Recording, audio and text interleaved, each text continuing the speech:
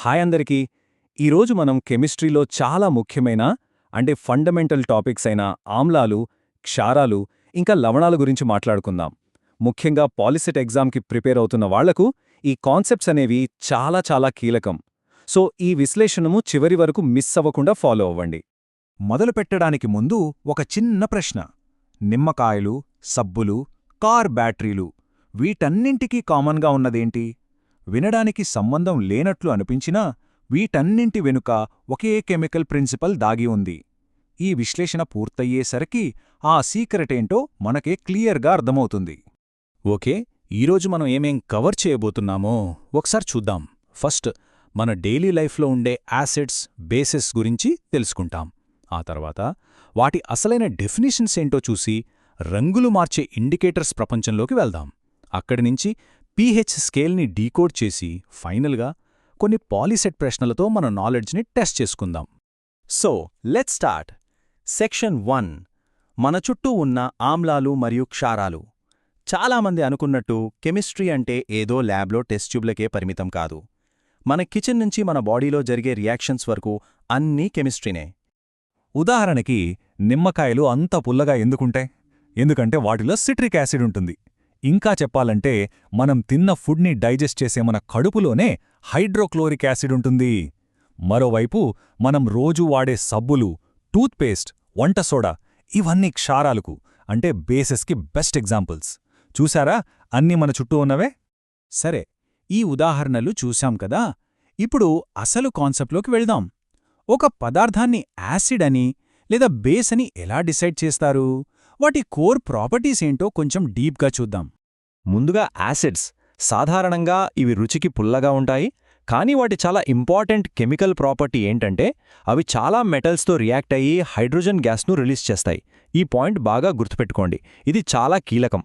ఇక బేసెస్ అంటే క్షారాల విషయానికొస్తే ఇవి సాధారణంగా రుచికి చేదుగా ఉంటాయి. సబ్బు నీళ్లలో టచ్ చేసినప్పుడు జారుడుగా అనిపిస్తుంది కదా, ఆ సోపీ ఫీలింగే బేసెస్ యొక్క ఒక ముఖ్యమైన లక్షణం.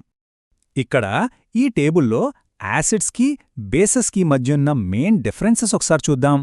ముఖ్యంగా ఈ లిట్మస్ టెస్ట్. యాసిడ్స్ బ్లూ లిట్మస్ను రెడ్గా మారుస్తాయి, ఇక bases red లిట్మస్ను బ్లూగా.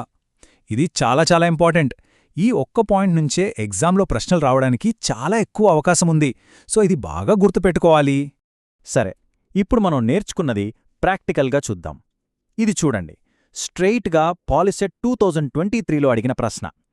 Hydrochloric acid HCl zinc మెటల్తో రియాక్ట్ అయితే ఏ ప్రోడక్ట్స్ ఫామ్ అవుతాయి? ఒక్క క్షణం ఆలోచించండి, ఆన్సర్ ఏమై ఉంటుంది? Right answer zinc chloride ZnCl2 మరియు హైడ్రోజన్ గ్యాస్ H2. ఇందాకే మనం చెప్పుకున్నాం గదా, యాసిడ్స్ మెటల్స్తో రియాక్ట్ అయి హైడ్రోజన్ గ్యాస్ను రిలీజ్ చేస్తాయని. ఇక్కడ సరిగ్గా అదే జరిగింది. దాంతోపాటు ఫామ్ అయిన జింక్ క్లోరైడ్ ఒక సాల్ట్ లవణం. ఇదొక స్టాండర్డ్ కెమికల్ రియాక్షన్. ఒక సొల్యూషన్ యాసిడా లేదా బేసా అని మన కంటికి ఎలా తెలుస్తుంది? దానికోసమే మన దగ్గర కొన్ని కెమికల్ డిటెక్టివ్స్ ఉన్నాయి. వాటినే మనం ఇండికేటర్స్ సూచికలు అని పిలుస్తాం. ఈ టేబుల్ చాలా ముఖ్యం. లిట్మస్, మిథైల్ ఆరెంజ్ లాంటి ఇండికేటర్స్ యాసిడ్, బేస్ సొల్యూషన్స్లో డిఫరెంట్ కలర్స్ ఎలా చూపిస్తాయో ఇక్కడుంది. చిన్న ఎగ్జాంపుల్, బట్టల మీద పసుపు మరక పడితే దానిమీద సబ్బుతో రుద్దగానే అది రెడిష్ బ్రౌన్ కలర్లోకి మారుతుంది. ఎందుకంటే సబ్బులో ఉండే బేస్ పసుపుతో రియాక్ట్ అవుతుంది. ఈ కలర్ చేంజెస్ గురించి పాలిసెట్ 2023, 2024 ఎగ్జామ్స్లో డైరెక్ట్ క్వశ్చన్స్ అడిగారు. ఇక్కడ ఇంకో POLYCET 2023 question. Methyl orange acid సొల్యూషన్లో ఏ కలర్ చూపిస్తుంది? ఇందాక టేబుల్లో చూశాం, గుర్తు తెచ్చుకోవడానికి ట్రై చేయండి. Yes, correct answer red. చూసారా, ఇలాంటివి స్ట్రేట్ ఫార్వర్డ్ క్వశ్చన్స్. అందుకే ఆ టేబుల్లో ఉన్న కలర్ చేంజెస్ని గుర్తుపెట్టుకోవడం ఎగ్జామ్కి చాలా హెల్ప్ అవుతుంది.